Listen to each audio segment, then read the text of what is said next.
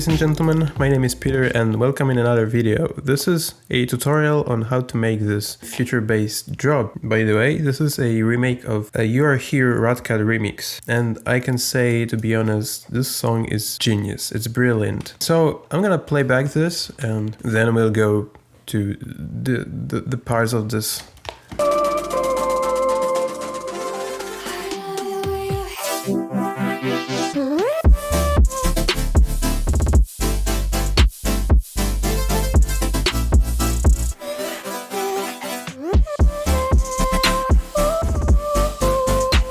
Okay, so before we go in depth in like the Supersaws and stuff, let's check what do we have in certain groups. So the first group, which is a drum group, we have the kick and the snare and some hi-hats. This is a basic one. We also have crash, but this crash is in the music group, and the music group is being sidechained by the triggers here.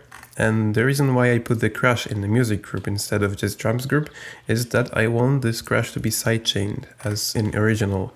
And as you may notice, this kick sounds very similar, and I believe that this kick is really actually the same one. This kick comes from a Kali sample pack. I think this is the volume 1. Yeah, and some hi-hats.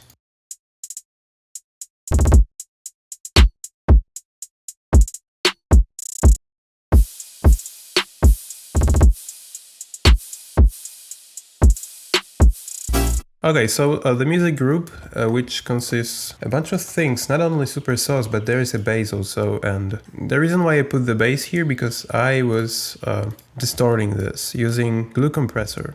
So when you want this kind of, like when you want to distort something, there's a couple of options in Ableton. You can use a saturator, you can use overdrive to saturate something, to distort something. And you can use the glue compressor and push the makeup gain. Click the soft clip. Okay, so let's talk a bit about the sidechain. So we have two LFO tools, which are the sidechains with a different shape. This LFO, this shape, sidechain shape, is for this kick, and this one is for snare because the kick is much longer and the snare is shorter. So to fit this in different shapes. So let's go and recreate these chords. But as you can see, this is some interesting stuff going on here.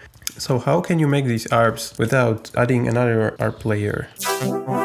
So when you automate the volume of the oscillators and you choose the mode here to trigger, and when you delay these notes, it'll play this kind of ARP over and over.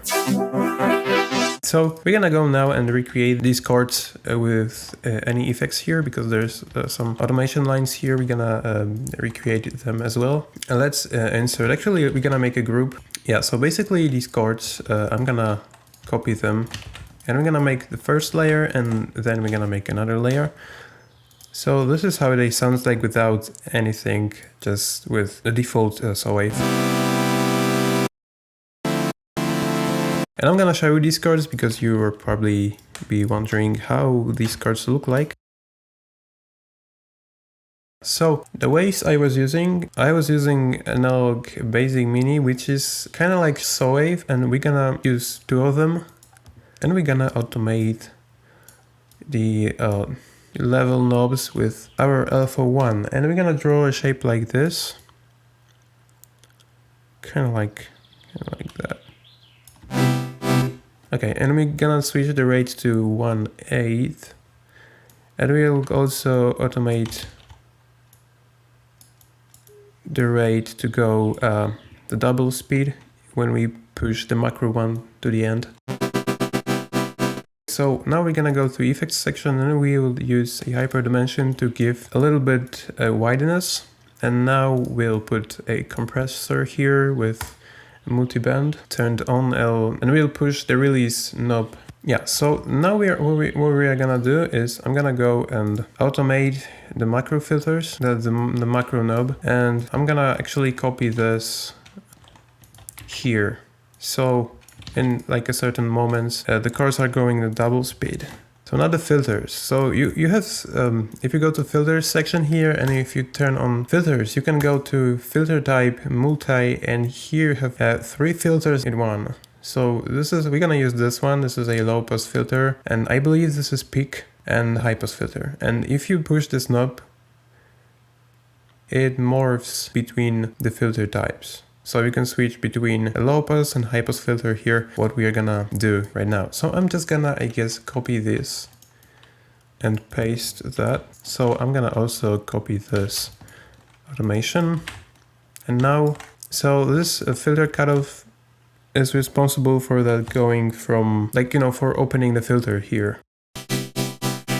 As you can see here. Yeah, but now I forgot actually to just add some, I forgot to detune them. So we're gonna put the unisono here to 3 voices and reduce the detune here, also with some blend. And another oscillator, we're gonna push this to 5 and reduce the detune. So now it sounds like this. Yeah, remember to turn on the A and B on the filter here.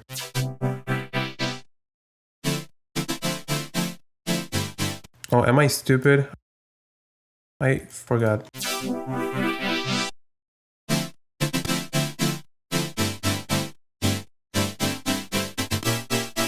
Yeah, so this is the one layer, and we're gonna go and recreate another one. Also before, I'm gonna just go and add this EQ here. So what we are doing here on this EQ, we are basically cutting lows because we have the bass underneath. And I cut some not interesting, pretty annoying frequencies, like around 3.4 kilohertz and around 5.4 and 8.4. Okay, so now we're gonna just duplicate this, as I usually do when I make layers. I just duplicate stuff, and we are gonna go and mess around with some settings. So basically what I changed here, I think, was the LFO shape, and this is what makes this kind of unique Supersaw shapes. So it's much shorter and makes kind of these arps more. And we have different, yes, we have different EQ on that. I'm gonna just copy it. Yeah, so the bass is, as I always say, this is a BS30 from VR preset pack, and I modulated the level of the first oscillator and the level of the noise and oscillator B. And now I'm gonna add this DROELOE compressor here on the whole group.